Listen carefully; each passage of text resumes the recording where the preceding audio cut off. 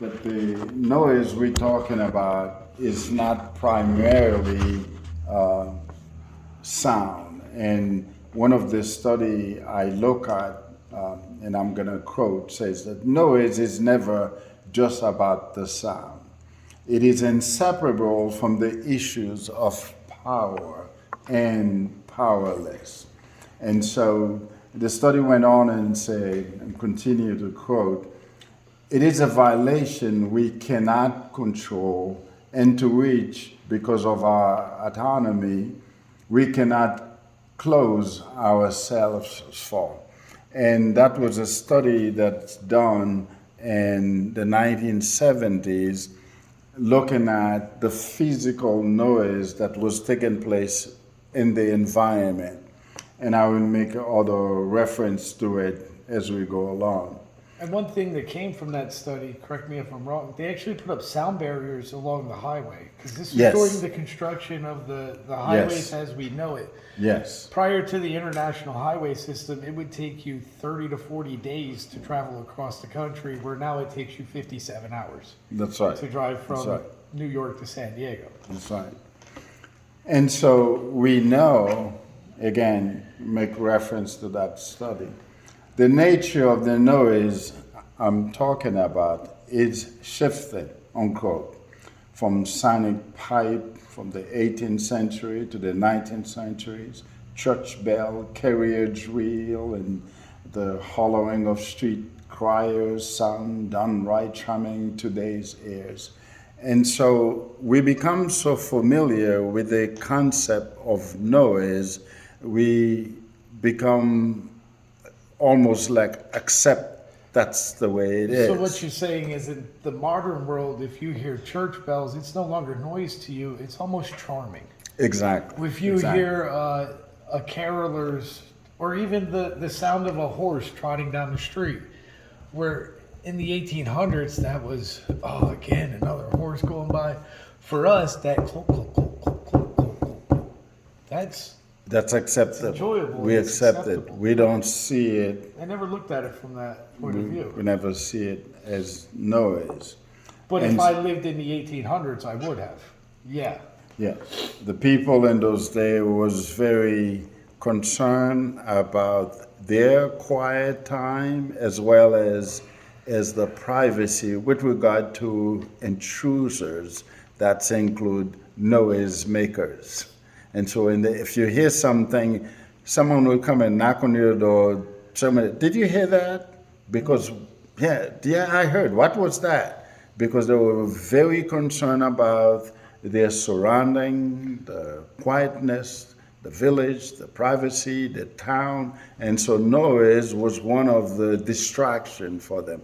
But of course, as we move into the 19th, the 20th, well, right into the 21st century, noise become part of our lives, and so we accept it as it. And so today, we're in a situation where noise become part of the human life. And so I want our audience to know the noise I'm talking about, while it refers to the physical world and all the noise we're making, I'm again using the concepts of noise as a metaphor. The noise we want to talk about in conversation for the curious mind is the technological revolution that create for us what comes to be known as social media through the internet and our devices, from our computer to our means of which to communicate, way in which to relate to the external world, to cross the ocean, cross the Atlantic, cross the Pacific. That's the noise I'm talking about. And so I have listed the noise in a set of categories which we call by name. And these noisemakers I'm referring to do not sleep, nor do our mechanical counterpart. They do not tire, they don't die, strain their vocal voices. Okay? We can keep up a constant, inescapable clamor of this noise. They're on for 24 hours. They don't sleep.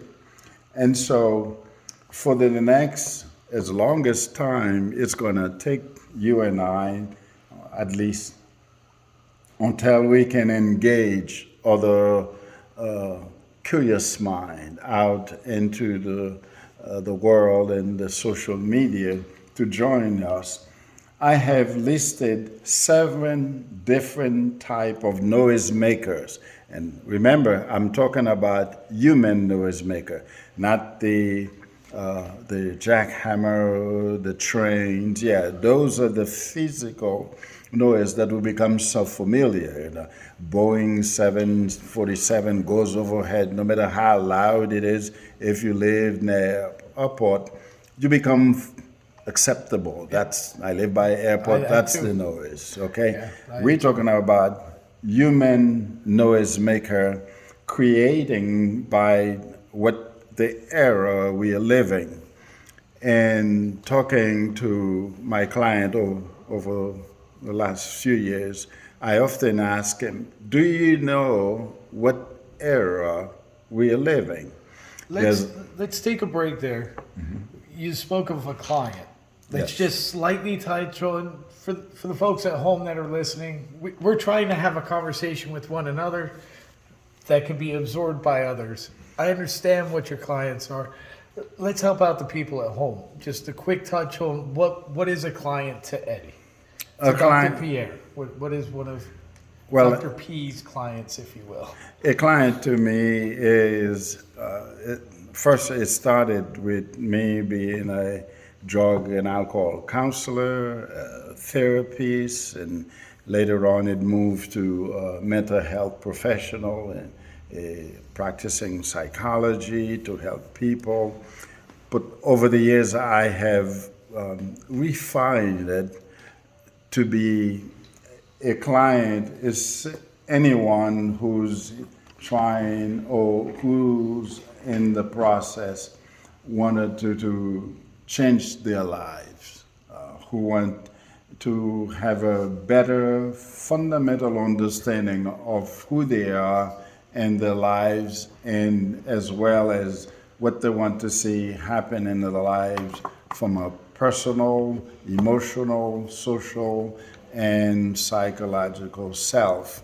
I hope sometime in the future I can find a different term instead of client, because the term client, it's a little bit, I find, be a bit mechanical and business oriented. I may have a term for you. Okay. You're a mentor. That's what you are. Yes. And what do you call someone who is mentored? Yes. That's what they are. Whatever that word is, I don't know. I don't have the word, but that's the word that you should use instead of. Good. Absolutely. I probably would. Or mentor on. Yes. Someone send us an email and tell us the word. Yes. If I'm a mentor, those mentored, how should we refer to them? And so one of the things I ask my client all the time, those I mentor, do you understand the era in which we're living? There's a word in French, some people will probably hear it, called... He said era, not error. Era. The era. E-R-A. Yes, the era in which we're in. Yeah, okay. Time, period of time. Okay. Yes, not era, E-R-O-R. Yeah. There's a word in French we call epoch. Epoch. Yeah. Okay. It means, in French we call it epoch. Epoch. Because the letter E in French is pronounced A. Okay. And the letter A, which we pronounce A in English, it's A in French. Okay. So A, B, C, D, E, F, G, E, B, C, D, E, F, G. Hey, look, I speak French. So the word epoch in French means time or era, in other words. Okay. So epoch mean thousands or hundreds of years period The of Ice time. Age, the Bronze Age, Correct. the Correct. Dark Age. These were epoch. Yes. Okay, so where are we at in that? The epoch we are in, it's what social scientists are called postmodern world. The postmodern era. Correct. Okay. Okay. And the postmodern era is changing everything and everyone. Me, you, So and let's everyone. break that word down, that phrase down. Post meaning after, modern meaning most recent era. So modern is the modernization of the world. Where we Yes, all no. live in houses, we all go to grocery stores, we all participate in capitalism. Yes. Okay. And the word modern means almost like now. Okay. So, So we we're live past in the point of now. we're in a post now. That's why I wanted to break down that word. Because see, post, as you just described, mean After. after. And modern Modern means mean current. what's current. So if you say postmodern, then you say After what's current. after what was current. So does that mean it doesn't get any better? It all depends on us, which is precisely what you and I are doing. That's the ultimate Okay. question of the conversation. Does it get better from here, and how do I get it better from here? It all depends what you mean by better. Exactly. Okay. And Now- that's where the conversation comes in. Exactly. The thing that is also beautiful about this is that when we say postmodern, then that raises the question, when was the modern era? And if I live in a post, when did the modern era come to an end and its post begins? When did the game end? They have the post-game report when you watch the baseball game or the football game. Well, when did the modern game end? Say that again? When did the modern era end? Where is the cutoff line? Do we know that? Oh, yes, absolutely. Social scientists have not yet agreed on exact the, the The day. year and the month and the day. But what we do is look at events that happen what I was that just about to say. reflect a move away from one era to another. And so some of the things social scientists are looking at to give clear indications that we'll enter into a postmodern era would be first and foremost the advancements of technological, such as the industrial revolutions. The revolution is what you call the science age, a revolution of science. Once upon a time, science will consider like witchcraft and cult.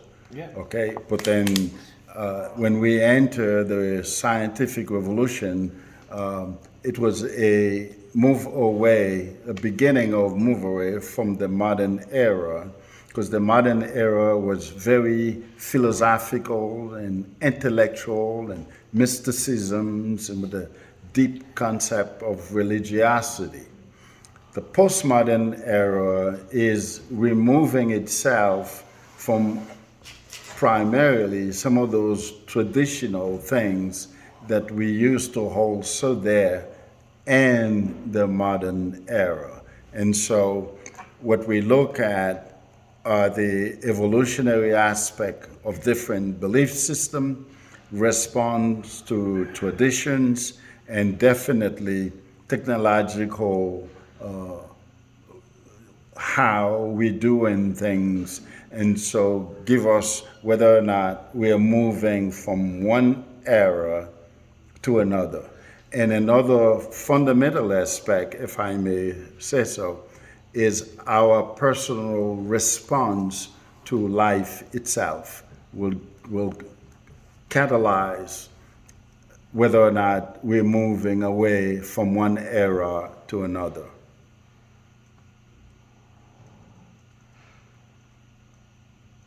So, we took a little note here. Do you think that smartphones have anything to do with us leaving the modern era and entering into the postmodern era? Definitely, but smartphone would be what we call a sub, in other words, an augmentation. Okay. So Okay. do you think the smartphone combined with the technical revolution in manufacturing and warehouse work, combined with self-driving cars, combined with GPS, combined with social media, do you think all those things combined took us out of the modern era? So we're talking in the last 10 years we entered the postmodern era. No, Shorter? Longer? about 300 years. 300 years. Yes. So we're not talking That's why we call it newspaper post. to No, no. So the modern era was way before. And 300, about 300. Don't quote me on that, but it's about 300, 250 years. Wow. That's how long it takes. Well, okay, notice I mentioned the Industrial Revolution. We're talking about 1700. Sure. That was part of the The beginning beginning of the postmodern era. Okay, the entire 20th century is postmodern. was postmodern. Wow. Well, my notes are garbage. The entire 20th century was a manifestation. We were living in a different era from the modern era to enter into a postmodern era. Now, do you think the advances of technology, at the pace in which it is advancing, do you think that the time of an era will be shrunk due to that? We stayed in the Bronze Age for almost 2,000 years. About, yes. Okay. We didn't stay in the Industrial Revolution for 2,000 years. We stayed in that for 300 to 400 years. So the Industrial Revolution shrunk the time in which an era lasts because it accelerated the time in which that era improved. Is that correct in thinking that? And in doing so, in that thought process, wouldn't the technological era, wouldn't that be even shrunk more because it is advancing so fast? On the contrary, though, the way social scientists look at it, the introduction to technology always be there. Technology, that's why we call it, it's evolution. In other words, if you look at our ancestor who's taken 2 stones to make fire, that was the technology. Gotcha. Okay, take a stick and sharpen it so fine, so when you shoot it at the there, it goes directly where you want it, and there's food. That was the technology, the ability to devise a piece of stick and shrunk it with all their might. No matter how fast that there is going, if that spear get them on the ground, that was the technology. The Roman, that was the technology. Chariot, to learn. Still, the spear needed to be sharp. Exactly. So And that was straight. it. So technology, it's an evolution. And so what it does, it's actually expand things. It doesn't shrink things. And that's what created the problem. Because when one thing is shrank, something it is expanded. And as the technology continue to refine itself, make itself available to us, it's shrinking our biological ability. We think less, we interact less. Does it make it harder for us to catch up? So, like we said, the Bronze Era lasted 3,000 years. That's upwards of 10 to 12 generations of human. We kind of had time to be in the Bronze Era. My parents have very little clue to the world that I live in today versus when they were my age living in the very same world. While they had television and they had vehicles, they didn't have nearly the technology that I have. Meanwhile, the next generation coming up behind me, they are already so far ahead of me. I already don't understand half the stuff that they do or how they done it. And look how long it's taken us to put together a small podcast. Meanwhile, there's a 15-year-old with something that would circle us, just lap us. You know what I mean? And they're out there, they're real. One thing that I've observed personally, just through no formal education of my own on the subject, I feel like that more people are less in touch the more opportunity they have to be in touch with the world. So the more information that's presented to you, the less information that you actually know. Is that something that echoes in your profession as well? You certainly can make that argument, although we need to be clear, particularly when we talk about technology. One of the technology have many purposes. Of course. One of the purposes of technology is not so much more to empower one generation to be either